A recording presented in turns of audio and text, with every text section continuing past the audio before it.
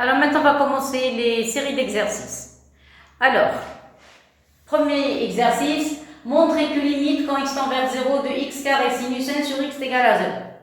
Premièrement, vous remarquez que le 0 n'appartient pas au domaine de définition. Alors, on va traiter le cas des x qui n'appartient pas au domaine. x0 n'appartient pas au domaine. Et après, on va traiter le cas où x0 appartient au domaine de définition. Alors, on commence. Alors, on va appliquer bien sûr on va appliquer la définition de limite. Alors, on pose f de x est égal à x carré sinus 1 sur x. Alors, où j'ai le problème? En 0. Donc, je vais essayer d'appliquer le cours. Tracer R. Voilà le 0. Alors, on va essayer de trouver un petit intervalle où on va travailler. Admettons si je prends rayon 1,5. Alors, je prends ici 1,5 par exemple. Vous pouvez prendre un quart, ce que vous voulez. Alors, ici, vous allez prendre rayon 1,5. Vous voyez? Donc, ici, vous allez avoir une barre, ici, une barre. Alors, qu'est-ce que vous allez avoir ici? Vous allez avoir 0 plus 1,5. J'applique le cours. Donc, c'est 1,5 égale à 1,5. Et ici, vous allez écrire, comme on a fait au cours, x0 moins alpha, donc moins 1,5. Donc, est égal à moins 1,5. Clair? Très bien. Donc, vous avez x. Et compris, n'importe quel x de cet intervalle va être compris entre moins 1,5 et 1,5. Vous êtes d'accord? Je prends toujours des intervalles ouverts. Bien sûr, avec x différent de 0. Ça, c'est indiscutable parce que le 0 n'appartient pas au domaine de définition. Donc, je vais l'écrire ici. Vous avez d de f est égal à r étoile. Le 0 n'appartient pas au domaine. Clair? Bon. Alors, qu'est-ce que ça veut dire? Ça veut dire que valeur absolue de x est inférieure à 1,5 avec, bien sûr, qu'est-ce qu'on a dit? X différent de 0. Ou bien, vous pouvez écrire, ou bien, valeur absolue de x inférieure à 1,5. Ici, mettez superposition avec moins 0. C'est-à-dire que x n'a pas le droit de prendre la valeur 0. Clair? Bon, j'ai terminé avec ça. Maintenant, on va passer à la partie f de x moins l. L, c'est quoi? L, ils ont écrit L, c'est 0. Donc, j'applique le cours. Donc, vous allez écrire f de x moins L. C'est quoi L? C'est 0. Vous allez me dire 0, c'est rien. Non, j'ai envie d'écrire comme on a fait au cours. Alors, f de x moins 0, à quoi est égal? C'est valeur absolue de x carré sinus 1 sur x. Vous êtes d'accord? Bon, à quoi est égal ceci? Est égal à x carré. Vous pouvez faire sortir le x carré. Et ici, il va rester sinus 1 sur x. Jusqu'ici, ça va. Très très bien. Ce x carré, je vais le mettre sous forme de quoi? Regardez. Donc, vous allez écrire f de x moins 0 est égal à valeur absolue de x, valeur absolue de x fois sinus 1 sur x. Exprès, je vais faire comme ça. Je ne vais pas sauter d'étape. Ça y est, alors on sait que, ça y est, j'arrête.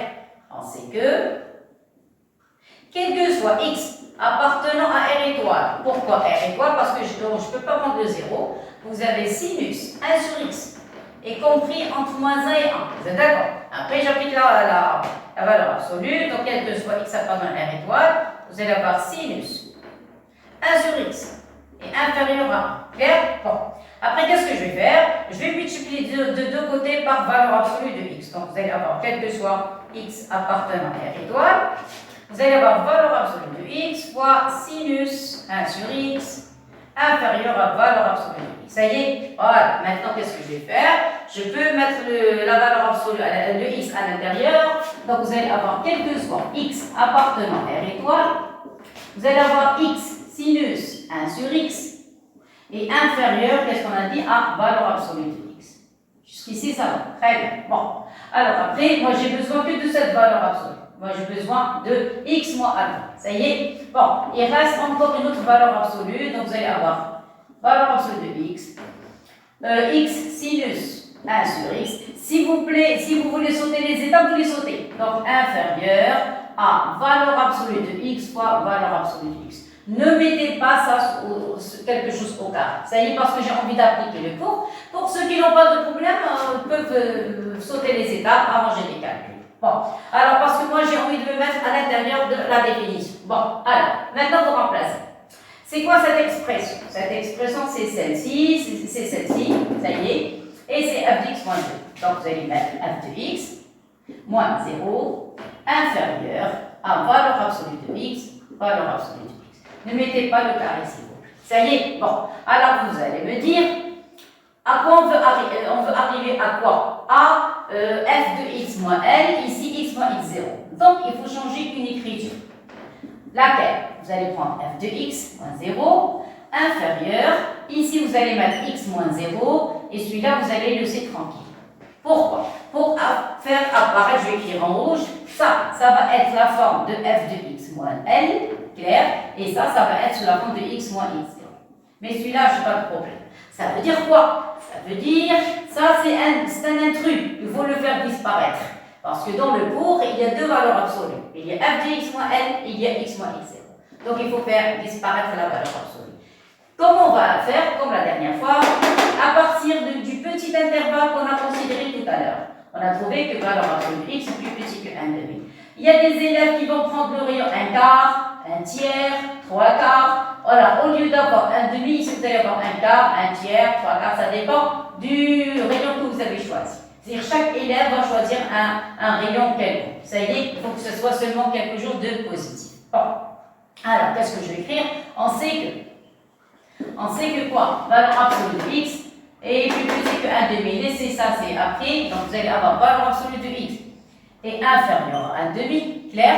Mais voilà celle-ci. Donc, je vais multiplier par valeur absolue de x moins 0 des deux côtés. Donc, vous allez avoir valeur absolue de x moins 0 fois cette valeur absolue inférieure à 1/2. Valeur absolue de x moins 0. Clair? Par transitivité, donc vous allez avoir f de x inférieur à 1/2 facteur de x moins 0. Vous avez vu, il y a des élèves qui vont me dire, c'est pas la peine d'écrire les zéros. Oui, vous avez raison, c'est juste. Mais seulement j'ai voulu faire apparaître la relation du cours parce que ce n'est que le premier exercice. Donc ça va être f de x moins L, ici x moins x0. Ça y est? Bon. Maintenant, on va considérer le epsilon. Alors, soit epsilon supérieur à 0, c'est-à-dire, qu'est-ce que ça veut dire soit? C'est-à-dire que n'importe quelle valeur, x positif, n'importe quelle valeur epsilon positif, soit epsilon avec tel que quoi? F de x moins 0 inférieur à epsilon. Ça y est, alors pour que cette relation soit toujours vraie, quel que soit epsilon, il faut que cette quantité soit inférieure à epsilon. Ça y est, alors pour que cette relation soit vraie, quel que soit epsilon positif, il faut avoir quoi? Avoir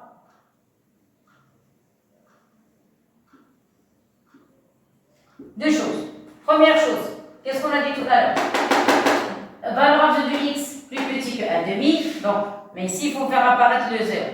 Inférieur à 1/2 et 1/2 de valeur absolue de x moins 0 inférieur à epsilon. Voilà, ici, vous devez avoir epsilon. Ça y est, voilà, obligatoirement, parce que si vous avez ce nom plus petit que ce nom plus petit que epsilon, par conséquent, par transitivité, quel que soit epsilon, vous allez avoir toujours f de x moins 0 et plus petit que epsilon. Donc, la première condition, je l'ai prise à partir de celle-ci. Alors ici, vous pouvez ajouter une ligne si vous voulez. Ce x, vous pouvez écrire x moins 0 inférieur à 1/2, bien sûr supérieur à 0. Ça y est, donc moi j'ai utilisé celle-ci, j'ai utilisé cette relation. Ça y est, pour faire apparaître x moins x0. Donc vous allez l'écrire ici. Ça y est, ça c'est la première relation. Et la deuxième relation, c'est celle-ci. Ça c'est la deuxième relation. 1/2 de x moins 0, valeur absolue inférieure à epsilon. Ça y est, donc, il faut avoir. Alors, qu'est-ce qu'on a dit? Deux choses. Lesquelles? Valeur absolue de x moins 0 inférieure à 1/2. Et la deuxième, ce deux, vous pouvez le mettre ici, valeur absolue de x moins 0 inférieur à 2 epsilon. Ça y est, donc, qu'est-ce qu'on a trouvé? On a trouvé deux rayons pour alpha. On a trouvé 1/2, on a trouvé 2 epsilon. Alors, si epsilon très petit, c'est-à-dire si 2 epsilon est plus petit que 1/2, alpha va prendre la plus petite valeur, ça reste 2 epsilon. Si 1/2, c'est lui plus petit que 2 epsilon, donc alpha va prendre 1/2. Les autres élèves qui ont pris un tiers ou bien un quart, ici, ils vont écrire un tiers ou bien un quart ou bien 3 quarts, selon ce qu'ils ont écrit. Ça y est, en conclusion, on pose le rayon des antécédents alpha égale l'inf, la plus petite de deux valeurs. Comme le cours, alors l'inf de quoi? De 1/2 et de 2 epsilon. Ça y est, et voilà. Et par conséquent, on a trouvé alpha. Et par conséquent, le alpha va prendre la plus petite valeur, c'est-à-dire l'intervalle des antécédents va être très petit. Et comme ça, les x qui appartiennent à cet intervalle vont tendre rapidement vers x0, et par conséquent, f de x va tendre directement vers la limite qui est 0. Ça y est, et par conséquent, limite, quand x tend vers 0 de f de x est égal à 0. Et voilà. Alors maintenant, on va passer au deuxième exercice. Alors pour le deuxième exercice, il y a une petite différence entre le premier. Le premier exercice qu'on a vu tout à l'heure, c'était en relation avec le cours. On vous donne une fonction, on vous demande de montrer que limite de f de x quand x tend vers x0 est égal à une valeur n. Donc vous appliquez la définition, ce qu'on a vu tout à l'heure. Vous êtes d'accord? Maintenant, non. On vous donne une certaine relation et après on vous demande de calculer la limite. C'est-à-dire si on ne vous a pas donné de valeur de limite. C'est à nous de la déterminer. Alors regardez la différence entre tout à l'heure. Tout à l'heure, ils nous ont demandé, montrer que la limite de f est égale à 0. C'est-à-dire qu'ils nous ont donné la valeur de la limite. Ici, non. C'est à nous de la trouver. Alors, moi, je vais traiter une partie du cours. Vous voyez, laquelle, regardez, on considère, parce qu'ici, regardez, vous avez inférieur à. Vous voyez, alors je vais vous donner une relation. Vous avez vu ça au cours des limites. Alors, je vais considérer soit deux fonctions. Alors, vous allez prendre f de x et alors deux fonctions f et g. Alors, deux fonctions, je vais prendre f et u. Alors, deux fonctions définies sur D. Toutes les deux définies sur D. Sur un ensemble D. Ça y est? Alors, si vous avez f de x est inférieur à u de x, quel que soit x appartenant à D, alors si vous avez f de x plus petit que u de x, donc indique que si vous voulez considérer la limite quand x tend vers x0 de f de x, ça va être inférieur ou égal à limite quand x tend vers x0 de u de x. Ça y est? Bon, ça c'est le premier temps. Deuxième temps. Maintenant, on va considérer trois fonctions. Alors, soit f, u, v, trois fonctions maintenant. Alors, trois fonctions. Alors, définition T sur D. Ça y est? Alors, si vous avez f de x est compris entre u de x et v de x, s'il vous plaît, vous pouvez avoir ou égal, comme vous pouvez avoir strict, pas de problème. Alors, vous allez avoir limite, quand x tend vers x0 de u de x, inférieur ou égal, les limites c'est toujours égal, inférieur ou égal à limite, quand x tend vers x0 de f de x, inférieur ou égal à limite, quand x tend vers x0 de v de x. Donc, si vous avez que deux fonctions, vous appliquez une limite. Si vous avez trois fonctions, vous avez un encadrement. Clair? Bon. Et dernière partie, troisième propriété, si vous avez valeur absolue de f de x. Ça y est, alors si vous avez valeur absolue de f de x, inférieure ou égale à u de x. Une fonction u de x. Si, limite, quand x tend vers x0 de u de x est égal à 0, nul, avant de commencer l'exercice, qu'est-ce qu'on sait sur la valeur absolue? C'est quelque chose de positif. Non. Je me suis mal exprimé. Qu'est-ce que ça veut dire? Ça veut dire la valeur absolue n'est pas positive. Non. La valeur absolue vérifie deux choses. Elle vérifie quelque chose de positif ou bien quelque chose de nul. Parce que nous, quand on veut faire des exercices avec la valeur absolue, on dit la valeur absolue positive, on s'arrête. Non. Il y a deux conditions, surtout par-ci des limites. Quand on dit valeur absolue, ça veut dire elle vérifie deux choses. Ou bien elle est strictement positive, ou bien elle est nulle. Clair? Donc, qu'est-ce que je vais faire? Une accolade et j'applique. Appliquer quoi? Tout à l'heure, on a dit, si vous avez une fonction plus petite qu'une autre, vous avez le droit d'appliquer les limites. Donc, j'applique les limites. Alors, vous allez avoir une limite. Quand x tend vers x0 de f de x, inférieur ou égal à limite, quand x tend vers x0 de u de x. Vous êtes d'accord? Mais à quoi est égale la limite de x? C'est égal à 0. Donc vous allez avoir, j'ai oublié la valeur absolue. Vous allez avoir limite, quand x tend vers x0 de valeur absolue de f de x est inférieur ou égal à 0 parce que la limite de u est nulle. Mais attendez, la valeur absolue est toujours positive. Non, elle est positive ou bien nulle. Puisque vous avez la limite est inférieure ou égale à 0, qu'est-ce que ça veut dire inférieure ou égale? Ça veut dire ou bien elle est négative ou bien elle est nulle. Mais la valeur absolue n'est jamais négative. Et par conséquent, il reste un seul cas, c'est-à-dire elle doit être nulle. Attention, cette propriété, on va la revoir dans le chapitre des limites, des suites, virages dangereux, s'il vous plaît. C'est très important, virage dangereux, il faut faire attention à cette partie.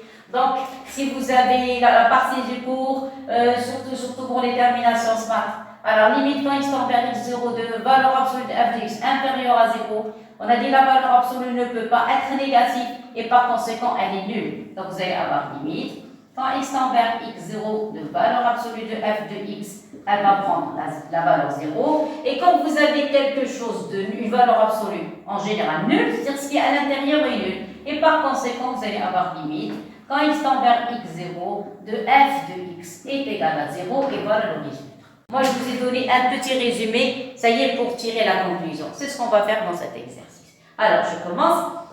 Vous avez la fonction, voilà l'expression de la fonction. Il y a des élèves qui vont me dire, oh, on a des cosinus. Non, attendez, je n'ai pas encore traité les limites des fonctions trigonométriques. Pour le moment, je travaille seulement avec les polynômes. Alors, qu'est-ce que vous avez? Vous avez f de x, moins 2, parce qu'ils veulent f de x moins 1. Qu'est-ce que ça veut dire? Ici, vous avez le 2, vous le mettez de l'autre côté. Ça y est, qu'est-ce qui va rester? Il va rester égal à pi, x carré, cosinus, pi sur x carré. Alors, puisqu'on a mis la valeur absolue, donc je mets la valeur absolue. Bon, après, pi est positif, x carré est positif, je peux faire sortir ces nombres de la valeur absolue. X carré, il va rester seulement cosinus de pi sur x carré. Vous avez vu? Ça commence à devenir un petit peu plus simple que tout à l'heure. Bon, alors qu'est-ce qu'on sait? Or, on a quel que soit x appartenant à R étoile. Comment est le cosinus? Comme tout à l'heure, pi sur x carré. Le cosinus comme le sinus, il est compris entre moins 1 et 1. Vous vous rappelez? Chaque nombre compris entre moins 1 et 1, je peux lui appliquer la valeur absolue. Ceci implique, quel que soit x appartenant à R étoile, vous allez avoir valeur absolue de cosinus pi sur x carré est inférieur ou égal à 1. Voilà, j'ai trouvé un encadrement pour le cosinus. Maintenant, il suffit seulement de multiplier par pi x carré. Ceci implique que quel que soit x appartenant à R étoile, multiplié ici par pi x carré des deux côtés. Donc vous allez avoir ici cosinus pi sur x carré inférieur ou égal à pi x carré. Clair? Par transitivité, qu'est-ce que vous avez? Vous avez f de x moins 2 est égal, alors f de x moins 2 est égal à pi x carré fois cosinus. Là voilà, ça y est. Et vous avez pi x carré fois valeur absolue du cosinus plus petit que pi x carré. Donc par transitivité, ceci implique, quel que soit x appartenant à R étoile, vous allez avoir valeur absolue de f de x moins 2 inférieur ou égal à pi x carré. Et voilà, on a répondu à la question. Qu'est-ce qu'on a? Alors, on a quel que soit x appartenant à R étoile. Qu'est-ce que vous avez? Vous avez valeur absolue de f de x moins 2 inférieur ou égal à pi x carré. C'est d'accord. Voilà la première condition. Deuxième condition, on la limite en quoi? Limite en 0. Donc vous avez limite. Deuxième condition. Limite. Quand x tend vers 0 de pi x carré, vous l'avez qu'à remplacer. X par 0. 0 carré, c'est 0 fois pi, c'est 0. Après, mettez la coulade. Voilà. Implique que limite. Quand x tend vers 0 de valeur absolue de f de x moins 2, c'est inférieur ou égal à limite. Quand x tend vers x 0, x0 c'est 0, pi x carré, qu'est-ce qu'on a d'un côté égal à limite pi x carré est égal à 0. Donc vous allez avoir limite, deuxième étape, celle-ci. Deuxième étape, limite, quand x tend vers 0 de valeur absolue de f de x moins 2 est inférieur ou égal à 0. Troisième étape, limite. Quand x tend vers 0, enlevez la valeur absolue f de x moins 2 est égal, valeur absolue égale 0. Voilà, égale 0. Et la dernière ligne, enlevez la valeur absolue. Alors, limite. quand x tend vers 0, de f de x moins 2 est égal à 0. Clair? Bon. Mais nous, on ne veut pas de f de x moins 2, on veut que f de x. Et s'il vous plaît, les limites n'ont aucune influence sur les constantes, c'est-à-dire sur les nombres.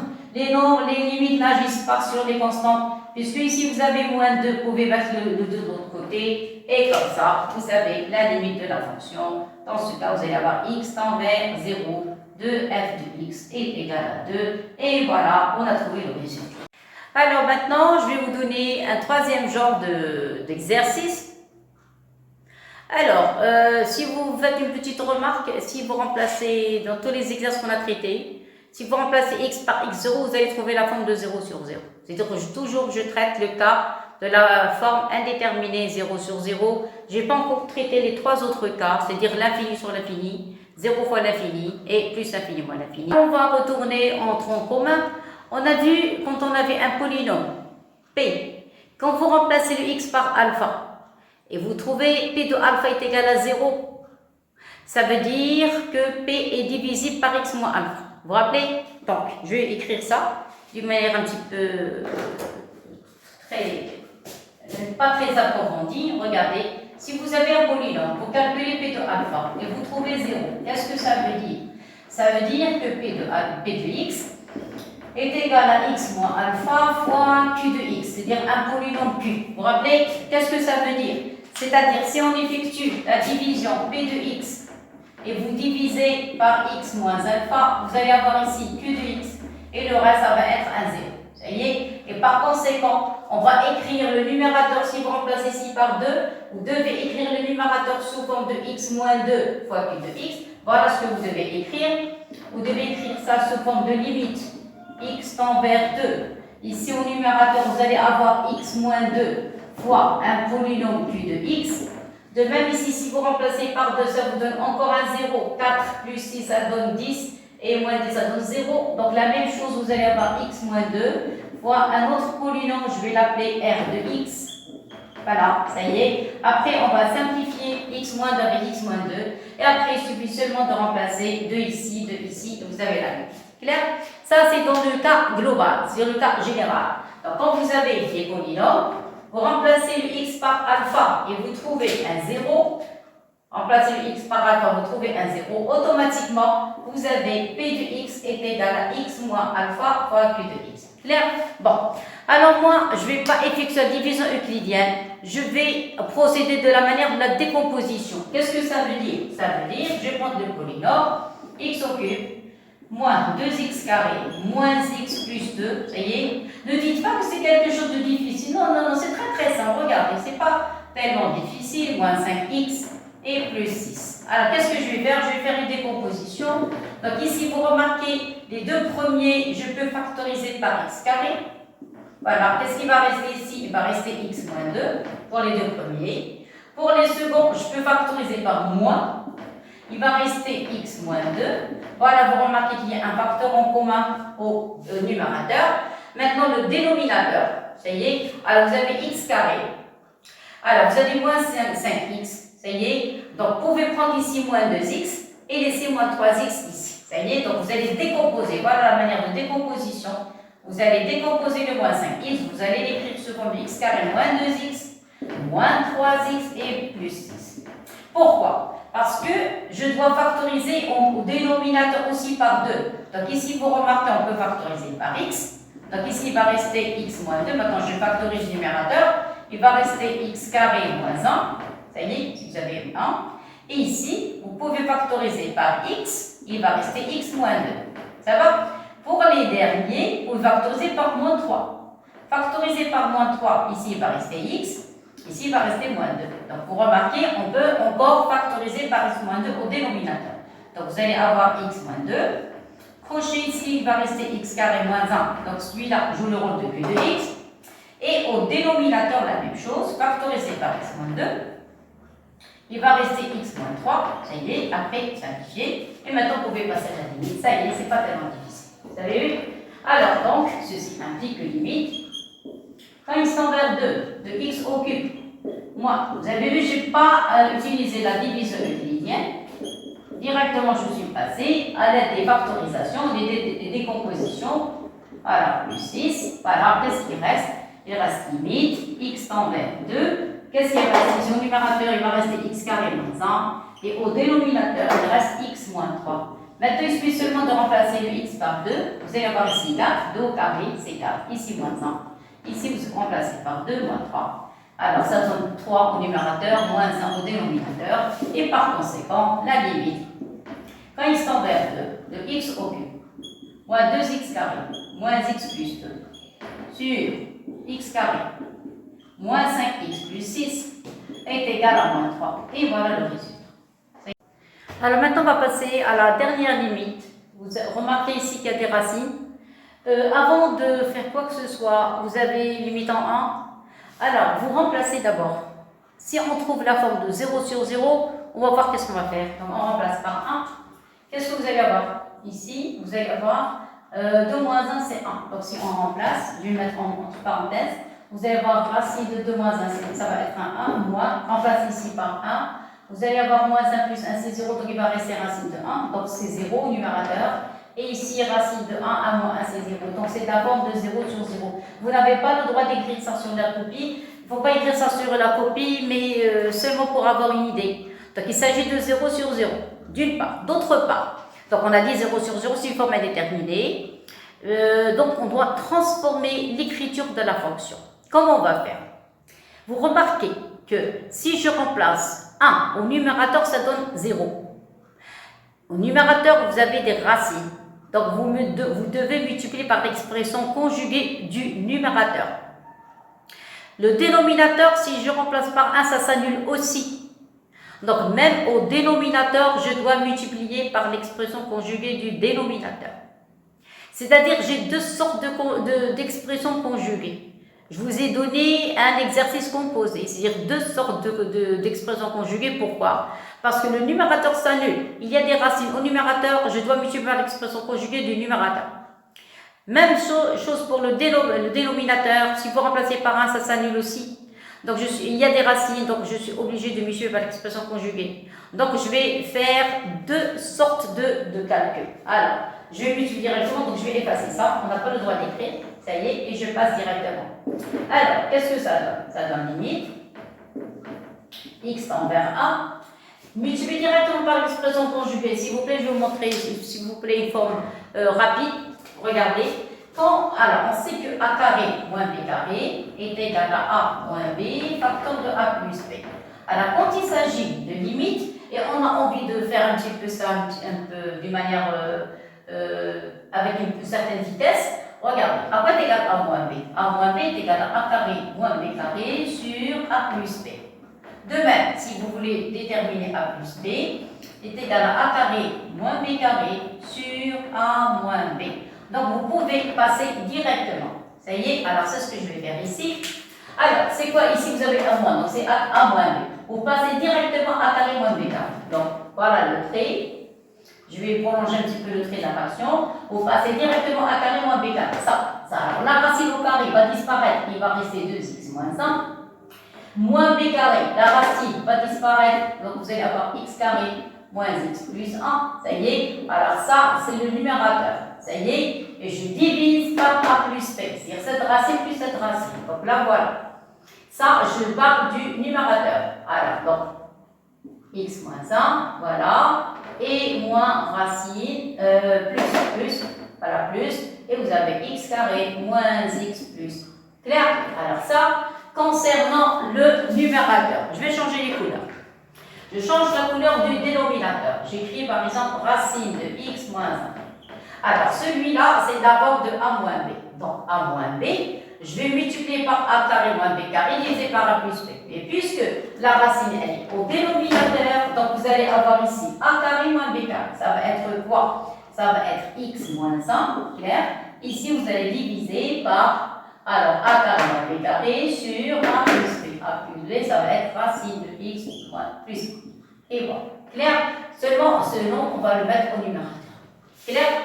Et voilà. Donc, qu'est-ce qu'on a fait? Regardez, il y a l'écriture en bleu et l'écriture en vert. L'écriture en bleu, j'ai multiplié par l'expression conjuguée, ça donne a carré moins b carré sur a plus b. L'écriture en vert, a moins b est égal à a carré moins b carré sur a plus b. Ça y est? Alors, inverser, c'est de changer les places. Et qu'est-ce qu'on va voir à la fin? Alors, vous allez essayer d'effectuer les calculs. Donc, vous allez avoir x tend vers 1. Au dénominateur, vous allez avoir 2x moins 1 plus racine de x carré moins x plus 1. Effectuez les calculs, il va rester à moins x carré. Les x, vous allez voir moins avec moins, c'est x avec 2x, il va rester plus 3x. Voilà. Clair?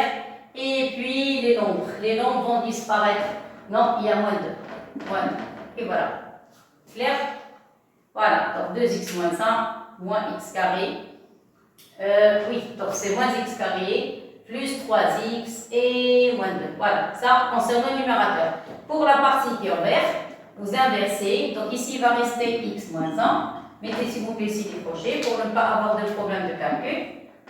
Avec la partie bleue, x moins 1 et mettez racine x plus 1 au numérateur. Donc ici, vous allez avoir racine de x plus 1, ça va. Et mettez ici les parenthèses s'il vous plaît. Et voilà, ça y est, et voilà le trait de la page. Ça va? Très très bien. Alors maintenant, qu'est-ce qu'on va faire? Regardez, remplacez ici par 1, ça vous donne moins 1, moins 2 c'est moins 1, 3, avec plus 3 c'est 0. Donc ici, vous pouvez décomposer, factoriser par x moins 1 pour pouvoir simplifier. Alors, il y a des élèves qui vont calculer delta pour trouver des solutions. Moi, je ne vais pas faire ça pour ne pas arrêter l'exercice, parce que sinon, vous allez arrêter l'exercice, écrire ici le trinombre, moins x carré plus 3x moins 2, calculer delta, trouver des solutions. Non, moi, je passe directement. Alors, je passe directement, voilà. Qu'est-ce que vous allez avoir? Je vais décomposer le 3x, vous allez avoir moins x carré. C'est quoi 3x? 3x, c'est plus x plus 2x. Voilà, et moins 2. Clair? Ça, la partie bleue. Facteur de racine de x plus 1. Ça y est, maintenant, j'écris tout en bleu. Ici, il va rester 2x moins 1 plus racine de x carré moins x plus 1. Et voilà, clair? Et ici, vous allez avoir x moins 1. Clair? Alors, regardez ici, vous allez factoriser par x. Ici, vous allez par moins x. Ici, factoriser par le 2. Donc, vous allez avoir une limite. X tend vers 1, factorisé par moins x. Alors, le tri. Donc, voilà, factorisé par moins x. Qu'est-ce qui va rester ici? Il va rester x moins 1. Ici, factorisé par 2. Vous allez voir x moins 1. Voilà, j'ai fait apparaître x moins 1. Ici, si vous pouvez vous remarquer, la méthode est longue parce que je n'ai pas sauté d'étape. Et vous pouvez le faire si vous êtes très fort en calcul. Voilà, plus racine de x carré moins x plus 1. Voilà, clair. Ici, vous avez facteur x moins 1. Voilà, j'ai terminé. La dernière étape, vous allez ici factoriser. N'oubliez pas de mettre les parenthèses, s'il vous plaît. Factoriser par x moins 1, simplifier, vous avez le résultat. Ça, c'est l'avant-dernière ligne. C'est terminé. Donc, limite, x tend vers 1. Factoriser par x moins 1 au numérateur. Qu'est-ce que vous allez avoir? Qu'est-ce qui va rester? Il va rester à moins x. Il va rester plus 2.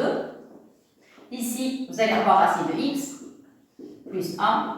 Voilà, sur dénominateur, vous allez avoir racine de 2x moins 1 plus racine de x carré moins x plus 1 facteur de x moins 1. Et c'est terminé. Voilà. Je vais maintenant seulement de faire quoi? Simplifier x moins 1 avec x moins 1 et vous remplacer, c'est la fin. Donc ceci implique que limite, moi je vais l'appeler f de x. X tend vers 1 de f de x, ça y est, j'appelle tout ça f de x, ça y est, est égal à quoi? Remplacer. Remplacer maintenant par 1, vous allez avoir ici moins 1 plus 2, facteur de racine de 1 plus 1, sur, ici vous allez avoir racine de 2 moins 1, c'est 1, plus racine, vous avez 1 moins 1 plus 1, il va rester racine de 1. Et voilà. Donc, résultat final, ici c'est 1, ici c'est 2. Donc, vous allez avoir 2 au numérateur, 2 au dénominateur. Donc, la limite va être 1. Et voilà, c'est terminé. X tend vers 1. Alors, vous remarquez ici que j'ai donné un exercice exprès comme ça. C'est-à-dire, alors, pour ne pas avoir de problème, je pose f de x est égal à racine de 2x moins 1 moins racine de x carré moins x plus 1. Et pour vous dire une chose, on n'a pas toujours 0 sur 0, on n'a pas toujours des racines au numérateur, des racines au dénominateur. Parce que si vous avez les racines au numérateur et le dénominateur et les deux s'annulent, vous êtes obligé de multiplier par l'expression conjuguée celle du numérateur et celle du dénominateur. La même chose. Ça y est, comme on a fait ici, la partie qui est en bleu et la partie qui est en vert. Ça y est, si vous avez des racines seulement au dénominateur ou bien seulement au numérateur, vous multipliez par l'expression conjuguée seulement une fois. Mais ici, on a appliqué deux fois, l'écriture en bleu et l'écriture en vert. On est obligé. Après, vous remarquez qu'on a pu simplifier et après, on a trouvé le résultat de la limite. Ça y est. Alors, ça, c'est pour la partie concernant la forme indéterminée 0 sur 0. Ça y est. La prochaine fois, on va passer aux formes de l'infini sur l'infini, 0 fois l'infini et plus l'infini moins l'infini. Ça y est. Alors, merci beaucoup et à la prochaine.